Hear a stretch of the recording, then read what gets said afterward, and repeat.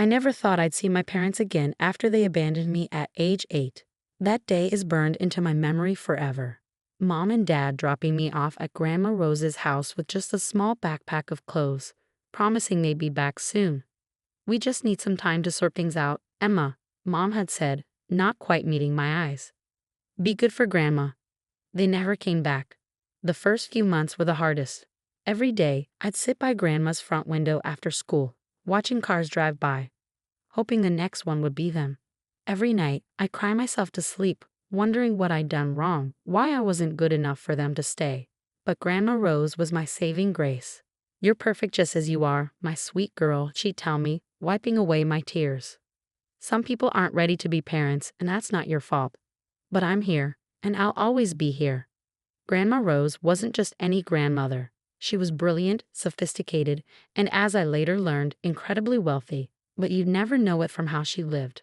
Our home was modest. She drove an old Toyota, and she still worked as a high school principal because she loved shaping young minds. The only hints of her wealth were her impeccable taste in art and the way she'd sometimes casually mention her investments while reading the financial papers. Under Grandma's care, I flourished. She encouraged my love of science, hired tutors when I struggled with math, and celebrated every achievement, no matter how small. When I won first place in the state science fair at 13, she threw a huge party and invited all my friends. "That's my girl," she beamed, hugging me tight. "You're going to change the world someday." Life settled into a comfortable rhythm. Grandma and I against the world. She never spoke badly about my parents, but she made sure I knew their absence wasn't my fault. "Sometimes people make choices they can't take back," she'd say wisely. "But those choices reflect on them, not on you."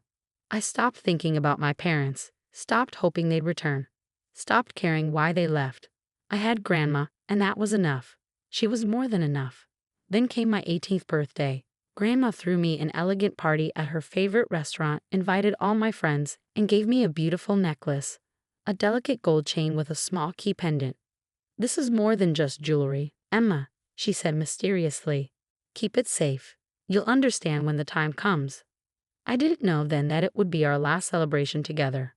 3 months later, Grandma Rose collapsed at school. By the time I reached the hospital, she was gone. Heart attack, the doctor said. Quick and painless. But the pain I felt was anything but quick. It tore through me like a hurricane, leaving nothing but emptiness in its wake. The funeral was beautiful, just as Grandma would have wanted. Her former students filled the church, sharing stories of how she changed their lives. I sat alone in the front row, clutching the key necklace she'd given me, trying to be strong like she taught me to be. That's when I saw them. My parents walked into the church like they belonged there, like they hadn't abandoned their daughter a decade ago. Mom's hair was grayer, Dad had gained weight, but I'd have known them anywhere. My heart stopped, then started racing.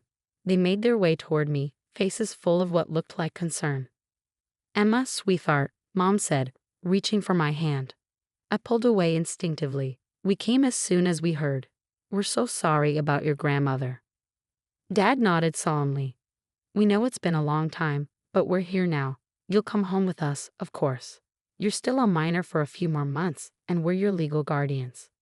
I couldn't believe what I was hearing. 10 years of silence, and now they wanted to play happy family. "I'm not going anywhere with you," I managed to say, my voice shaking with anger. Grandma Rose was my home. "Now, Emma," Mom said, her voice taking on a stern edge I remembered from childhood. "Don't be difficult. We're your parents. You have no choice in this matter." Actually, a deep voice interrupted, "She has every choice." We turned to see a tall man in an expensive suit walking toward us, carrying a leather briefcase. "I'm James Morrison, Rose Montgomery's attorney, and we need to have a conversation about your grandmother's will." My parents' expressions changed instantly. Mom's eyes lit up with barely concealed interest, while Dad straightened his tie nervously. "Of course," he said smoothly. "We're her only living relatives, after all." Mr. Morrison's face remained impassive. "Let's step into the private room. There are some matters that need to be addressed immediately." As we followed him, I noticed my hand had moved to clutch the key necklace Grandma had given me. Somehow, I knew everything was about to change. Again. I just didn't realize how much. The private room at the church felt too small for the tension building inside it. Mr. Morrison sat across from us at a polished wooden table, methodically arranging papers from his briefcase. My parents flanked me like anxious vultures, trying to appear concerned while their eyes kept darting to the documents. Before we begin, Mr. Morrison said, adjusting his glasses, "Miss Emma, would you please show me your necklace?" My parents looked confused, but I reached for the key pendant Grandma had given me. Mr. Morrison nodded, a slight smile crossing his face. "Perfect. Now let me read the terms of Rose Montgomery's will." He cleared his throat and began reading. "I, Rose Montgomery, being of sound mind, declare this to be my last will and testament." The legal language washed over me until one sentence made my heart stop.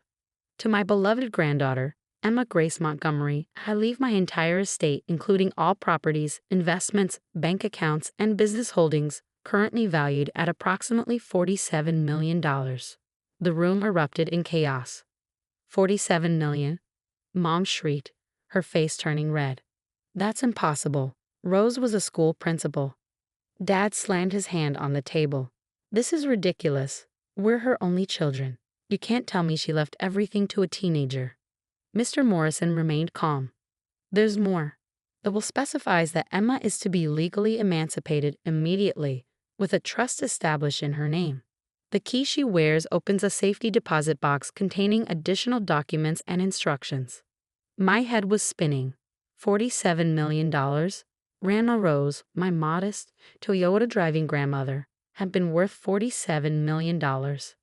"This will is dated just last month," Mom said, her voice dangerous. "We'll contest it. Emma's still a minor. We're her legal guardians, and we have rights." "Actually," Mr. Morrison interrupted, "you surrendered those rights 10 years ago." He pulled out another document. "This is a copy of the abandonment charges Rose filed against you both after you left Emma. You never responded to the court summons, so she was granted full legal custody. You haven't been Emma's guardians for a very long time." I watched my parents' faces transform. The fake concern melted away, replaced by naked greed and fury.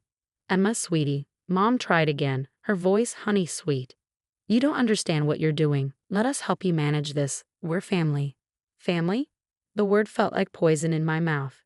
Where was family when you left me? Where was family for 10 years while Grandma Rose raised me? "We made a mistake," Dad said quickly. "We were young, struggling. But we're here now. We can make it right." "Make it right?" I stood up, shaking with anger. "You're only here because you found out about the money. Did you even care that Grandma died? Did you ever care about me?" Their silence was answer enough. Mr. Morrison cleared his throat. "There's one more thing. Rose left a letter for you, Emma." He handed me a sealed envelope. "She asked that you read it alone." I took the envelope and walked out, leaving my parents protesting behind me. Finding a quiet corner of the church, I opened the letter with trembling hands. "My dearest Emma, if you're reading this, I'm gone, and you've just learned the truth about our family's wealth. I know it's a shock. I kept it secret for many reasons, but mostly to protect you and let you grow up understanding the value of hard work and kindness. I watched your parents choose money over love many times. They abandoned you because I refused to keep funding their extravagant lifestyle. They chose wealth over their own daughter, and in doing so gave me the greatest gift, you. The key I gave you opens more than just a safety deposit box. It opens the door to your future. I've made arrangements for everything. The house is yours. Your college fund is secure. The family business awaits when you're ready. But most importantly, remember this. You are loved. Not for your inheritance, but for who you are. The same quiet strength that helped you survive being abandoned has prepared you to handle this responsibility. Don't let your parents manipulate you. They'll try, but you're stronger than they know. You're a Montgomery woman, and we don't break easily. All my love, Grandma Rose." Tears rolled down my cheeks as I finished reading. In death as in life, Grandma Rose was protecting me, guiding me, loving me. I touched the key around my neck, understanding finally flowing through me. When I returned to the private room, my parents were still arguing with Mr. Morrison about contesting the will. They fell silent when I walked in. "Emma," Mom started, but I held up my hand. "I want you to leave," I said, my voice steady. "Both of you. You're not welcome here." "Now listen here," Dad began angrily, but Mr. Morrison interrupted. "Should I call security?" he asked calmly. As the sole heir and property owner, Emma has the right to have you removed. They stared at me, these strangers who shared my blood, and I saw the moment they realized they'd lost. Not just the money, but any chance of manipulating me. This isn't over, Mom hissed as they gathered their things.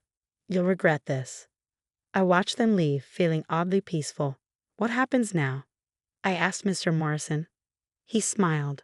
Now we visit that safety deposit box. Your grandmother left quite detailed instructions about the next steps. Shall we? As we left the church, I caught a glimpse of my parents in the parking lot, arguing furiously. They'd lost everything today, not that they ever really had it. They'd chosen money over love once before, and that choice had finally caught up with them. I touched the key around my neck and smiled. Grandma Rose had given me more than just an inheritance. She'd given me the power to stand on my own, to face whatever came next. And something told me this was just the beginning. The safety deposit box at First National Bank contained exactly what Grandma Rose had promised, and so much more. As Mr. Morrison helped me go through the contents, I discovered just how thoroughly my grandmother had planned everything.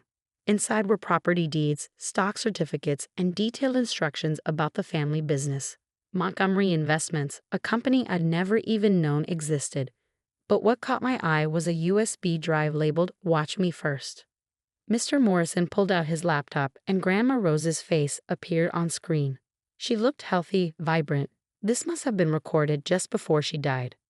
Emma, my darling girl, she began, her familiar smile warming my heart. If you're watching this, then everything has happened as I expected. Your parents showed up at my funeral, didn't they? Trying to claim what was never theirs to begin with. I gasped. Even from beyond, she'd known exactly what would happen. You see, Emma, there's something you need to know about your parents. They didn't just abandon you. They tried to steal everything from me first. Your father, my own son, and your mother attempted to transfer all my assets to their names while I was on a business trip. They thought I was just a naive school principal. They never knew I was the one who built Montgomery Investments from the ground up. She paused, her expression hardening. When I discovered their scheme, I gave them a choice. Stay and live modestly while learning the value of hard work, or leave. They chose to leave. They left you behind thinking I'd come begging them to return. They never understood that by abandoning you, they gave up the greatest treasure of all. Tears streamed down my face as Grandma continued. I watched you grow into an extraordinary young woman. Kind, intelligent, hardworking. Everything they're not. That's why I know you're ready for this responsibility. The video continued with detailed instructions about the company, the properties, and most importantly, the charitable foundation she'd established. The Montgomery Foundation provides scholarships to abandoned children. You'll be its new director. Use our wealth to help others like yourself, Emma. That's our true legacy. The next few weeks were a whirlwind. Mr. Morrison introduced me to the company's board of directors, who'd all known and respected Grandma Rose. They welcomed me warmly, ready to guide me as I learned the business. My parents didn't give up easily. They hired lawyers, tried to contest the will, even attempted to prove Grandma Rose was mentally unstable when she wrote it. But she'd been too thorough. Every document was in order, every decision legally sound. Their final attempt came 3 months later. They showed up at the Montgomery Investments office, causing a scene in the lobby. "We're her parents," Mom shouted as security held them back. "She can't keep us out." I met them calmly, dressed in one of Grandma's elegant suits, the key necklace still at my throat. "Actually, I can, and I will." "We'll go to the press," Dad threatened. "Tell everyone how you stole our inheritance." I smiled, channeling Grandma Rose's quiet strength. "Go ahead. Tell them how you abandoned your 8-year-old daughter. Tell them how you tried to steal from your own mother. I'm sure the press will love that story." They deflated, finally understanding they'd lost everything, not just the money, but any chance of manipulating me. "Goodbye," I said firmly. "Don't come back." As I watched them leave, I touched the key around my neck, feeling Grandma's presence with me. That evening, I approved the first round of scholarships from the Montgomery Foundation. 20 children from broken homes would get a chance at a better life. Sitting in Grandma's old office, my office now, I looked at her photo on the wall and smiled. She'd given me more than just an inheritance. She'd given me purpose, strength, and the power to help others. The old Toyota still sits in my garage, even though I could afford any car I want. It reminds me of where I came from, of the humble, hard-working woman who taught me that true wealth isn't about money. It's about how you use it to make the world better. Sometimes I wear her old principal's blazer to board meetings. The board members who knew her smile when they see it. They understand. I'm not just Rose Montgomery's hair, I'm her legacy. As for my parents, I heard they moved to another state, telling anyone who will listen about their ungrateful daughter. But their words can't hurt me anymore. I know who I am. I'm Emma Grace Montgomery, and like my grandmother before me, I choose love over money, kindness over greed, and helping others over helping myself. That's what real family does.